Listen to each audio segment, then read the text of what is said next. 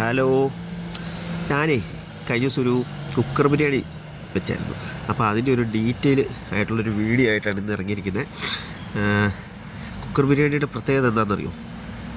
പാത്രം കഴുകണ്ട, വെക്കുന്ന പാത്രം കഴിക്കുന്ന പാത്രം മാത്രം കഴുകിയാൽ മതി. അതിൻ്റെ വളരെ വലിയൊരു കാര്യം തന്നെയാണ്. ഞാൻ ഈ കുക്കർ ബിരിയാണിയെ ഞാൻ ചിക്കനിലാണ് ഇപ്പം ഇത് വെക്കുന്നത്. പിന്നെ ബീഫിലും മട്ടനിലൊക്കെ വെക്കാം. സത്യം പറഞ്ഞാൽ അതിനെക്കുറിച്ച് ഞാൻ ഇതുവരെ ചെയ്തിട്ടില്ല, അതിനോട് വലിയ അറിവില്ല. അത് കാരണം ചിക്കൻ മേടിച്ചു. കുറച്ച് സാധനമൊക്കെ മേടിക്കാൻ വേണ്ടി മാർക്കറ്റിൽ പോയപ്പം നോക്കിയപ്പോഴത്തേന് ചിക്കന് ഇച്ചിരി ഓഫറും കാര്യങ്ങളൊക്കെ ഉണ്ടായിരുന്നുണ്ട്. എന്നാൽ പിന്നെ ചില ചിക്കൻ അങ്ങ് മേടിക്കാമെന്ന് വെച്ചു. ഫ്രഷ് ചിക്കനാണ് മേടിച്ച്. പിന്നെ ഇതിനകത്ത് വേറെ കാര്യം, എൻ്റെ കുക്കർ ചെറിയ കുക്കറാണ്. അപ്പോൾ അതുകൊണ്ട് ഈ 1 കിലോ ചിക്കൻ മൊത്തത്തിൽ അതിനകത്ത് സെറ്റാവില്ല. അരിയും റൈസും ഇതെല്ലാം കൂടെ കയറി വരുമ്പോഴത്തേക്കിന് ബുദ്ധിമുട്ടാവും. അതുകൊണ്ട് ഞാൻ കുറച്ച് എടുത്തുള്ളൂ. വലിയ വലിയ പീസുകൾ 3-4 പീസ് എടുത്തിട്ട് അതിൽ വെക്കാമെന്ന് വെച്ചു. അതുകൊണ്ട് പിന്നെ ചിക്കൻ എടുത്ത് നന്നായിട്ടൊന്ന് കഴുകിയെല്ലാം വൃത്തിയാക്കി കുറച്ച് പീസ് മാറ്റി വെച്ചിട്ടുണ്ട്. അത് നാളെ കറിയോ വർക്ക് എന്തെങ്കിലുമൊക്കെ ചെയ്യാം. അപ്പോൾ ഇത് കുറച്ച് പീസ് എടുത്ത് ഞാൻ ഈ മഞ്ഞപ്പൊടിയും ഉപ്പും, സാധാരണ നമ്മൾ ഈ വറുക്കാൻ നേരമാണ് കൂടുതൽ ഈ മഞ്ഞപ്പൊടി ഉപ്പും ഒക്കെ തേച്ച് നമ്മൾ വെക്കുന്നത്. അപ്പം ഞാൻ ഇതിനകത്ത് എൻ്റേതായ ഒരു പൊടിക്കൈ വെച്ചിട്ട് ചില മഞ്ഞപ്പൊടി ഉപ്പും അങ്ങനെ തേച്ച് കുറച്ച് നേരം അങ്ങ് വെക്കാമെന്ന് വെച്ചു. കാരണം കുറച്ച് നേരം വെച്ച് കഴിയുമ്പോഴത്തേന് പിന്നെ വേറെ കാര്യം, ഇതിന് നമുക്ക് കൂടുതൽ വലിയ സാധനങ്ങളൊന്നുമില്ല. ഇഞ്ചി, വെളുത്തുള്ളി, പച്ചമുളക്, കറിവേപ്പില, അങ്ങനെയുള്ള ചെറിയ ചെറിയ കാര്യങ്ങളുള്ളൂ. പിന്നെ ഞാൻ ഇതിന് ബസുമതി റൈസാണ് വാങ്ങിയിരിക്കുന്നത്.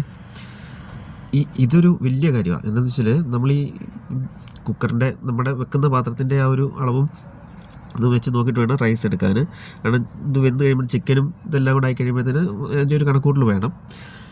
പിന്നെ പനിയാണ്, അത് കാരണം മൂക്കടഞ്ഞിരിക്കുന്നുണ്ട്, ഒരു രക്ഷയില്ല, ശ്വാസം പ്രോബ്ലം. അപ്പം ഈ റൈസ് ഞാൻ ഇപ്പോൾ ഒരു 1.25 ഗ്ലാസ്സാണ് റൈസ് എടുത്തിരിക്കുന്നത്. അപ്പോൾ വെള്ളവും ആ ഒരു ഇതിൽ വേണം, അളവിന് വേണം. കാരണം 1.25 ഗ്ലാസ്സിന് ഞാൻ എടുക്കുന്നത് 2 കപ്പ് വെള്ളമാണ്. അത് ഇതിൻ്റെ പുറകെ വരുന്നുണ്ട്. അപ്പോൾ ഇതിന് വേണ്ട എന്താണെന്ന് വെച്ചാൽ ഞാൻ ഇഞ്ചി, വെളുത്തുള്ളി, പച്ചമുളക്, പിന്നെ ഒരു തക്കാളി എടുത്തിട്ടുണ്ട്. ഇത്ര വലിയ കാര്യങ്ങളൊന്നുമില്ല, ചെറിയ ചെറിയ കാര്യങ്ങൾ മാത്രം. അപ്പോൾ ഇതൊന്ന് നന്നായിട്ടൊന്ന് കഴുകി സവോള ഇതിങ്ങനെ കിരികിരികിരാന്ന് പറഞ്ഞ് അരിഞ്ഞിട്ട്, സവോള ഈ പ്രാവശ്യം മേടിച്ച സവോളയാണെങ്കിൽ എൻ്റെ ദൈവമേ, കണ്ണ് നീറിയിട്ട് കണ്ണിൽ നിന്ന് വെള്ളം വന്നിട്ട് ഒരു രക്ഷയില്ല. സാധാരണ ഞാൻ സവോള അരിയുമ്പോൾ എനിക്ക് വലിയ നീറ്റിൽ വെള്ളം വരവ് ഇല്ലാത്തതാണ്. പക്ഷേ ഇത് എവിടുത്തെ സവോളയാണെന്ന് ദൈവം തമ്പുരാന് മാത്രമേ അറിയത്തുള്ളൂ. കണ്ണ് നിറഞ്ഞ് ഒരു രക്ഷയില്ലായിരുന്നു. തരിപ്പണമായിട്ടായിരുന്നു ചാമ്പിക്കൊണ്ട് നിന്ന്. പിന്നെ ഒന്നാമത്തെ ജലദോഷം, അതിൻ്റെ കൂടെ സവോള, രണ്ടും കൂടെ ആയപ്പോൾ ഒരു രക്ഷയില്ല. അതുകൊണ്ടാണ് ഇടയ്ക്കിടയ്ക്ക് ഈ ശ്വാസം ഇങ്ങനെ എടുത്തുകൊണ്ടിരിക്കുന്നത്. പിന്നെ നമ്മൾ ഈ സവോള ശരിക്കും പറഞ്ഞാൽ ഇങ്ങനെ ഒരുപാട് നീറ്റിലുള്ള സവോള ശരിക്കും ഒന്ന് വെള്ളത്തിലിട്ട് നന്നായിട്ടൊന്ന് കഴുകിയിട്ട് എടുക്കുവാണെങ്കിൽ സലാഡിനൊക്കെ നല്ലതായിരിക്കും. ഇല്ലെങ്കിൽ നമ്മൾ കഴിച്ച് കഴിയുമ്പോഴത്തേക്കും നാക്കൊക്കെ ഒരു മാതിരി പൊള്ളുന്ന പോലെ വന്നിട്ട് പിന്നെ ഒരു ടേസ്റ്റ് കുറവായിരിക്കും. ഇതുകൊണ്ടോ ഇതുപോലെ ഒന്ന് നന്നായിട്ടൊന്ന് ഞെക്കിപ്പിച്ച് അതിൻ്റെ അത്യാ നീരൊന്ന് സവോള എടുത്ത് കളഞ്ഞാൽ പിന്നെ അത്ര ഒരു ഇത് വരത്തില്ല സവോളയ്ക്ക്. പിന്നെ ഇതിൻ്റെ കൂടെ ഇതിനിടയ്ക്ക് ഞാൻ തക്കാളി, ഇഞ്ചി, വെളുത്തുള്ളി, പച്ചമുളക് അത് അരിഞ്ഞ് വെച്ചായിരുന്നു. ആ പാത്രത്തിൻ്റെ ഒരു സൈഡിൽ ഇഞ്ചിയും വെളുത്തുള്ളിയും ഉണ്ട്, എടുത്തപ്പോൾ ഒന്ന് മാറിപ്പോയതാ. ചുമയുണ്ട് ചെറുതായിട്ട്. അങ്ങനെ നമ്മുടെ അരച്ചിലും പരിപാടിയെല്ലാം കഴിഞ്ഞിരിക്കുകയാണ്. ഇനിയിപ്പം നമ്മൾ കുക്കർ അടുപ്പത്ത് കയറ്റാം. അപ്പോൾ കുക്കർ കഴുകി വെച്ചിരിക്കുന്നതായതുകൊണ്ട് ഇച്ചിരി വെള്ളമയമൊക്കെ ഉള്ളതുകൊണ്ട് ഗ്യാസൊക്കെ ഓണാക്കി ആ വെള്ളമൊക്കെ ഒന്ന് പോയതിന് ശേഷം ഞാൻ ഇതിനകത്ത് ഇപ്പം നെയ്യാണ് ഒഴിക്കുന്നത്. കാരണം ബിരിയാണിയൊക്കെ ആയിക്കൊണ്ട് എണ്ണയെക്കാട്ടിലും ഇച്ചിരി ടേസ്റ്റ് നെയ്ക്കാം. കാരണം ഇച്ചിരി നെയ്യ് ഒഴിച്ച് നെയ്യ് ഒന്ന് ചൂടായി വരുമ്പോഴത്തേക്കിന് നമ്മുടെ സവോള ഒന്ന് കട്ട് ചെയ്ത് വെച്ചിരുന്ന് ഒന്ന് ഇട്ടു. പിന്നെ ഇത് പുകയെല്ലാം കൂടെ വന്ന് നമ്മൾ ഈ സവോള ഒന്ന് കഴുകി വെച്ചായിരുന്നല്ലോ, അപ്പോൾ ഈ വെള്ളമയം ഉള്ളതുകൊണ്ടാണ് ആ പുകയെല്ലാം കൂടെ വന്നത്. അപ്പോൾ സവോള ഇട്ട് ഒന്ന് നൈസായിട്ട് ഈ നെയ്യും സവോളയും കുക്കറും ഒക്കെ ആയിട്ടൊന്ന് സിങ്കായി വന്ന് ചെറുതായിട്ടൊന്ന് ഇളക്കി കൊടുത്ത്, ഈ വലിയ ബ്രൗണിഷൊന്നും ആക്കിയില്ല, ചെറുതായിട്ടൊന്ന് കുറച്ച് നേരം ഒന്ന് ഇളക്കി കൊടുത്തു. അതിന് ശേഷം നമ്മൾ ഓൾറെഡി കട്ട് ചെയ്ത് വെച്ചിട്ടുണ്ടല്ലോ ഇഞ്ചി ഇട്ടു, പിന്നെ വെളുത്തുള്ളി പച്ചമുളക് ഇത് ഓരോന്നോരോന്നിട്ടു. എന്നിട്ട് ഇവരെ എല്ലാവരെയും കൂടി ഒന്ന് കുക്കറുമായിട്ട് ഒന്ന് സിങ്കാക്കി എടുത്തു. ഇങ്ങനെ അങ്ങോട്ടും ഇങ്ങോട്ടും ഒക്കെ ഒന്ന് ഇളക്കി ഒന്ന് ഒരു അവരെ ഒരു രീതിയിലാക്കി എടുത്തു. എന്നിട്ട് പിന്നെ നമുക്ക് ഈ നമ്മുടെ കറുവാപ്പട്ട എന്നൊക്കെ പറയുന്ന അത് എല്ലാത്തിനൊന്നും പേര് സത്യം പറഞ്ഞാൽ എനിക്കറിയത്തില്ല. നമ്മൾ ഈ വീട്ടിൽ നിന്ന് നാട്ടിൽ പോയിട്ട് പോന്നപ്പോഴേ കുറച്ച് അവിടെ നിന്ന് ഇങ്ങനെ കൊണ്ടുവന്നിരുന്നു. അപ്പോൾ അതിനകത്തു നിന്നുള്ള ഈ ഒരു ഇലയുടെ പേര് സത്യം പറഞ്ഞാൽ അറിയത്തില്ല കേട്ടോ. അപ്പം ആ ഒരു ഇല ഉണ്ട്, അതിലൊരു പിന്നെ ഇച്ചിരി കുരുമുളക്, പിന്നെ ഏലക്കയുടെ എല്ലാം കൂടി ഒരു കുറച്ച് അതിനകത്തോട്ട് ഒന്ന് ഇട്ട്. സത്യം പറഞ്ഞ് ഇതൊന്നും ഞാൻ അധികം ഉപയോഗിക്കത്തില്ല കേട്ടോ, എന്താ തരത്തിൽ ഉപയോഗിക്കത്തില്ല. അപ്പോൾ ഇപ്പോൾ ഈ ബിരിയാണി ആയതുകൊണ്ട് ഇതിൻ്റെ കൂട്ടത്തിൽ അതുകൂടെ ഒന്ന് ഇട്ട് ഇവരെ എല്ലാവരും പിന്നെ ഒന്ന് കൂട്ടാക്കി. അതിനുശേഷം നമ്മൾ തക്കാളി അരിഞ്ഞ് വെച്ചല്ലോ. തക്കാളി ആദ്യം ഇട്ട് കഴിഞ്ഞാൽ മൊത്തം വെന്ത് പോകത്തില്ലേ, അതുകൊണ്ട് ലാസ്റ്റ് ഇടാമെന്ന് വെച്ചു. അപ്പം തക്കാളിയും കൂടി ഇട്ട് ഒന്ന് ഇളക്കി എല്ലാം കൂടെ ഒന്ന് സെറ്റാക്കി. ഇനി നമുക്ക് വേണ്ടതെന്ന് വെച്ചാൽ നെയ്യാണ്.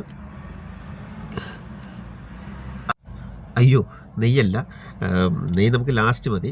ഇനി പൊടികളിലേക്കാണ് കിടക്കുന്നത്. ഇപ്പം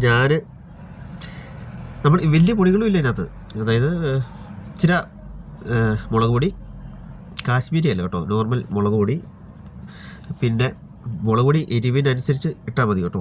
എൻ്റെ ഇച്ചിരി എരിവ് കൂടുതലായതുകൊണ്ട് കുറച്ചേ ഇട്ടുള്ളൂ. പിന്നെ മഞ്ഞൾപ്പൊടി, സാധാരണ മഞ്ഞൾപ്പൊടി, മുളക് പൊടി. പിന്നെ ഇത് നാട്ടിൽ നിന്ന് കൊണ്ടുവന്നൊരു മസാല ഇതാണ്, ഗരം മസാലയുടെ അല്ല, ഏതാണ്ടൊക്കെ ഇട്ട് ഒരു പൗഡറാക്കിയിട്ടൊരു മസാല. പക്ഷേ നല്ല ടേസ്റ്റ് കേട്ടോ. ഇതെന്താണെന്നറിയില്ല, വീട്ടിൽ പോയി ചോദിക്കണം.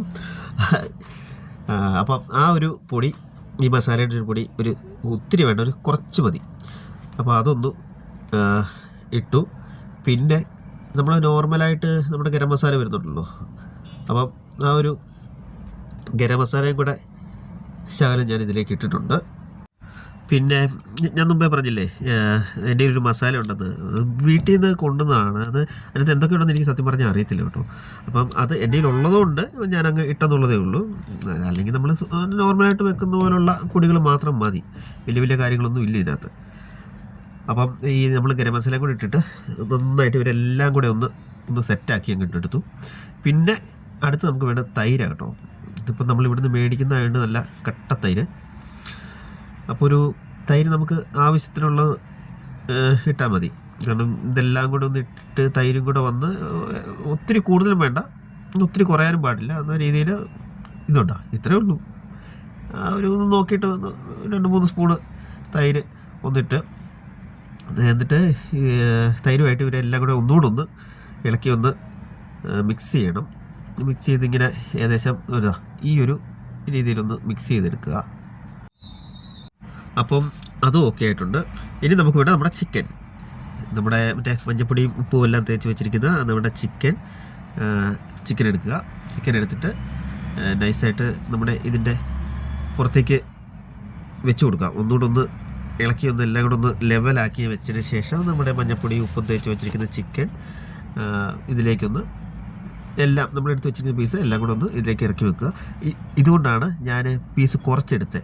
കാര്യം എൻ്റെ കുക്കറിൻ്റെ സൈസ് ഉണ്ടല്ലേ, അപ്പോൾ ഇതിനകത്ത് പിന്നെ റൈസ് കൂടെ വന്ന് കഴിയുമ്പോഴത്തേന് റൈസും വെള്ളം എല്ലാം ഒഴിച്ച് കഴിയുമ്പോഴത്തേക്കിന് ഓവറായി പോകും.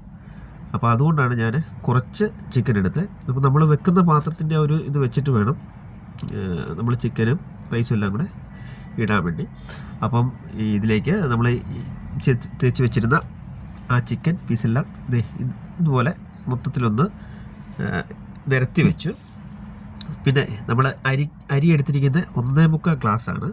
അപ്പം 1.25 ഗ്ലാസ്സിന് ഞാൻ എടുത്തിരിക്കുന്നത് 2 ഗ്ലാസ് വെള്ളമാണ്. കാരണം അരി എടുത്ത ആ ഒരു കപ്പിനകത്ത് തന്നെയാണ് വെള്ളം എടുത്തിരിക്കുന്നത്. അതൊരു മെയിൻ സംഭവമാണ്. കാര്യം വെള്ളം കൂടിപ്പോയാലും പ്രശ്നമാവും, വെള്ളം കുറഞ്ഞു പോയാലും പ്രശ്നമാവും.